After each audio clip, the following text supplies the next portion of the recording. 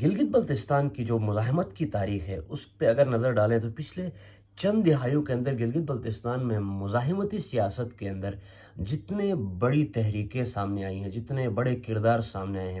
ان تمام کا بغور جائزہ لیں تو حقوق دو ڈیم بناؤ تحریک جو حالیہ دیامر میں اٹھی ہے، جس کو ابھی مسلسل جدوجہد کے 2 ہفتے پورے ہونے کو ہیں، جب دیامر کی تمام تر عوام پچھلے 2 ہفتوں سے سڑکوں پر ہے، اس تحریک نے پچھلے چند دہائیوں کی مزاحمتی جدوجہد اور تحریکوں میں اپنا نمایاں نام بنایا ہے۔ اور نہ صرف اس تحریک نے اپنا نمایاں نام بنایا ہے، بلکہ اس تحریک کا جو مجلس شورا ہے، اس کے جو مرکزی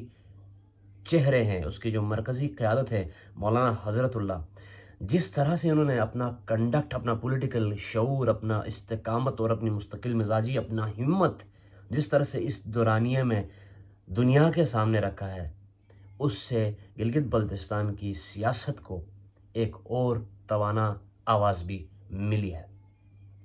ہمیشہ تحریکیں جو ہوتی ہیں، عوامی تحریکیں، عوام کو قیادت بھی فراہم کرتی ہیں، اور میں سمجھتا ہوں کہ حقوق دو ڈیم بناؤ جو تحریک دیامر سے شروع ہوئی، اس نے گلگت بلتستان بھر کی مزاحمتی سیاست پر یہ احسان کیا کہ انہوں نے مولانا حضرت اللہ جیسا ایک اہم انقلابی رہنما گلگت بلتستان کی سیاست کو دیا۔ اب میں مولانا حضرت اللہ کو اس 2 ہفتے کی چھوٹی سی جدوجہد کے اس تحریک کے نتیجے میں انقلابی رہنما کیوں کہتا ہوں؟ میں اس لیے کہتا ہوں کیونکہ انقلاب کی جو ڈیفینیشنز ہیں، آپ سب کے ذہنوں میں الگ الگ ڈیفینیشنز ہوں گی، انقلابی رہنماؤں کی بھی، انقلابی صورتحال کی بھی، مگر گلگت بلتستان کے صورتحال اور گلگت بلتستان کے کانٹیکس کو اگر آپ مد نظر رکھیں تو پچھلے چند دہائیوں میں گلگت بلتستان کے اوپر کلونیل قبضے کو سسٹین رکھنے کے لیے جس طرح سے ٹرائبلزم، جس طرح سے سیکٹیرینزم اور جس طرح سے ایتھنیسٹی کا کارڈ جس زوروں سے کھیلا گیا ہے اور جس طریقے سے عوام کو تقسیم در تقسیم رکھا گیا ہے، اس تقسیم در تقسیم سے 2 ہفتے کے اندر عوام کو ایک بڑی تعداد کو باہر نکالنے کا کام حقوق دو ڈیم بناؤ تحریک نے کیا۔ لہٰذا میں اس تحریک کو انقلابی صورتحال سے تشبیہ دیتا ہوں، لہٰذا میں مولانا حضرت اللہ کو اس انقلابی صورتحال کے انقلابی رہنما کے طور پر بھی دیکھتا ہوں۔ آپ سوچیں ذرا کہ یہ یہی گلگت بلتستان ہے اور یہ یہی دیامر ہے جہاں پر دیامر کے لوگوں کو ترقی سے اور باقی گلگت بلتستان کی قومی حقوق کی جدوجہد سے ڈسٹنس پہ رکھنے کے لیے، فاصلے پہ رکھنے کے لیے سب سے بڑا جو کارڈ آج تک کھیلا گیا وہ قومیت کا، ٹرائبلزم کا، قبائلی جھگڑوں کا جو فساد ہے، اس میں دیامر کی عوام کو ایک بڑے عرصے تک الجھا کر رکھا گیا۔ مولانا حضرت اللہ کی قیادت میں، اس کی ٹیم کی قیادت میں پہلی دفعہ دیامر کا ہر قبیلہ اس تحریک میں مولانا حضرت اللہ کے شانہ بشانہ اس کے پیچھے لبے کہہ کر کھڑا ہے۔ یعنی کہ اس 2 ہفتے کی جو جدوجہد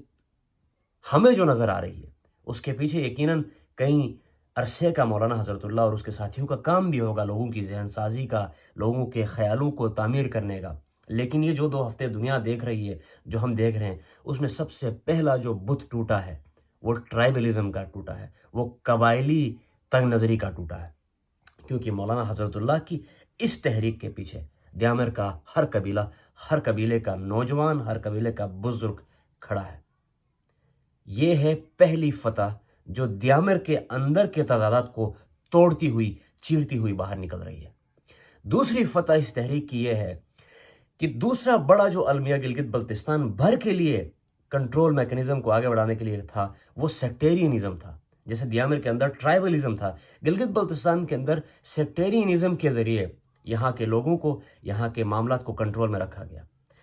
فرقہ واریت کو یہاں ہوا دی گئی جب بھی اتحاد کو توڑنا ہو۔ مولانا حضرت اللہ کی قیادت میں یہ جو تحریک دیامر میں کھڑی ہوئی ہے، اس تحریک نے گلگت بلتستان کے تمام اضلاع سے آنے والے، تمام زبانیں بولنے والے، تمام مکتبہ فکر سے تعلق رکھنے والے، ہر مسلک سے تعلق رکھنے والے قیادت کو، عوام کو باہیں کھول کر ویلکم کیا، اور گلگت بلتستان بھر کے تمام اضلاع سے، ہر مکتب فکر کے، ہر زبان بولنے والے لوگ دیامر میں حقوق دو ڈیم بناؤ تحریک میں یکجہتی کے لیے شریک ہوئے، اسٹیج سے مخاطب ہوئے، اور ان 2 ہفتوں کے اندر گلگت بلتستان جو کہ فرقہ وارانہ کشیدگی، ٹرائبل کشیدگی، ایتھنیسٹی کے کنفلکٹس، ان سب سے جو خون تھا، زخموں سے چور چور تھا، یہ ان زخموں پر ان 2 ہفتوں میں ایک ایسا مرہم ہوتا نظر آیا ہے جس سے یہ امید بھی کھلی ہے کہ گلگت بلتستان اب مل کر آگے بڑھنے کا ارادہ کر چکا ہے۔ لیکن نظر تبھی لگتی ہے جب چیزیں اچھی لگنے لگتی ہے۔ اللہ تعالیٰ گلگت بلتستان کے عوام کی اس اتحاد کو باطل کی، جھوٹوں کی، مکاروں کی بری نظر سے بچائے۔ آگے بڑھتے ہیں۔ گلگت بلتستان بھر سے جو قافلے آئے، آ کے یکجہتی کے بعد وہ واپس چلے تو گئے، لیکن وہ جب بھی جہاں جہاں گئے وہاں جا کے انہوں نے اور لوگوں کو اکٹھا کیا اور دیامر کی طرف لانگ مارچ کرنے کا فیصلہ کیا۔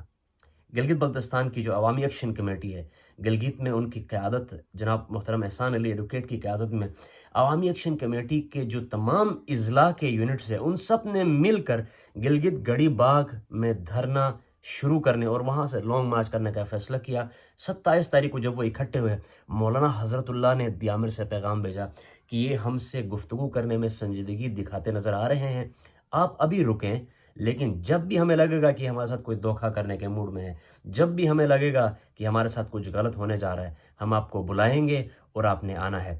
یہاں سے احسان ایڈوکیٹ صاحب اور اس کی ٹیم نے مولانا حضرت اللہ کی کال کو رسپیکٹ دیتے ہوئے اس دھرنے کو، اس لانگ مارچ کے پلان کو مؤخر بھی کر دیا۔ لیکن یہ صرف عوامی ایکشن کمیٹی کا بھی معاملہ نہیں ہے، گلگت بلتستان بھر میں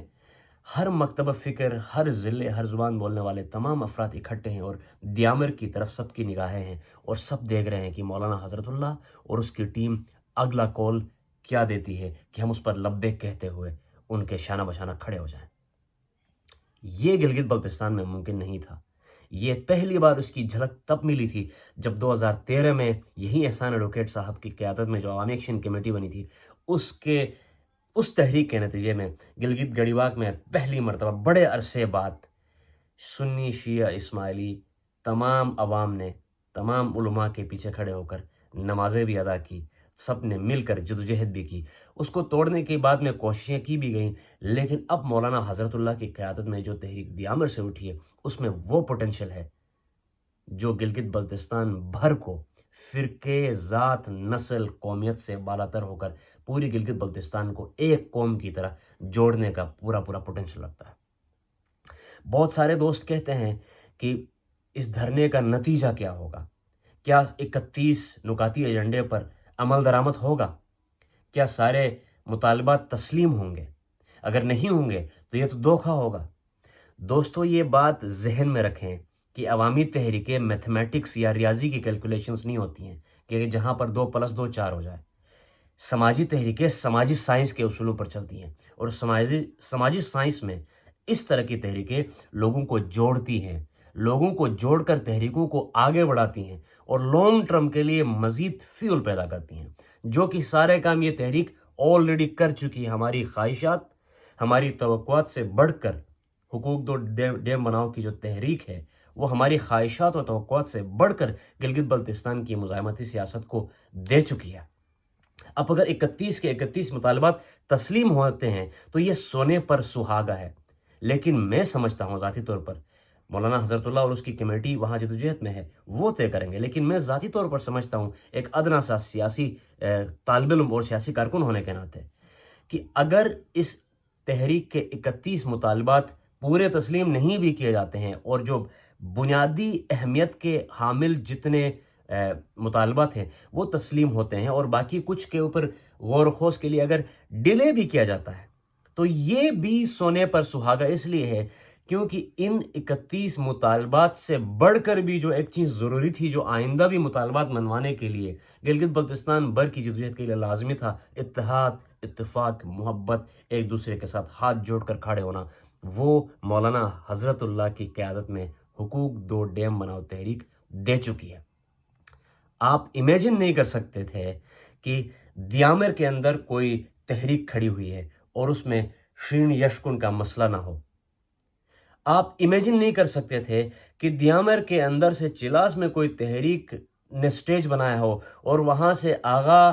بلتستان کے جا کے خطاب کر رہے ہوں، وہاں سے نگر کا وفد خطاب کر رہا ہو، وہاں پہ اسماعیلی سول سوسائٹی کا کوئی نمائندہ وفد خطاب کر رہا ہو، وہاں پر بابا جان خطاب کر رہا ہو، وہاں پر نواز خان ناجی خطاب کر رہا ہو، وہاں پر قوم پرست خطاب کر رہے ہوں، وہاں پر سوشلسٹ خطاب کر رہے ہوں، وہاں پر مکتب فکر کے مختلف مسالک کے جیت نمائندے خطاب کر رہے ہوں۔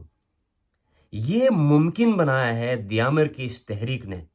اور اس کا پورا صحرا دیامر کی عوام کو، دیامر کی اس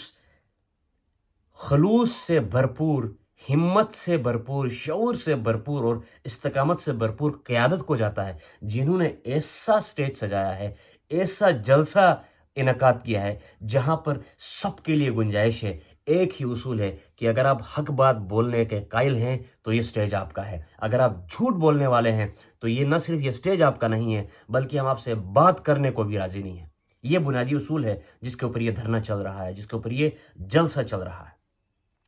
حکومت نے ایک کمیٹی بنائی گلگت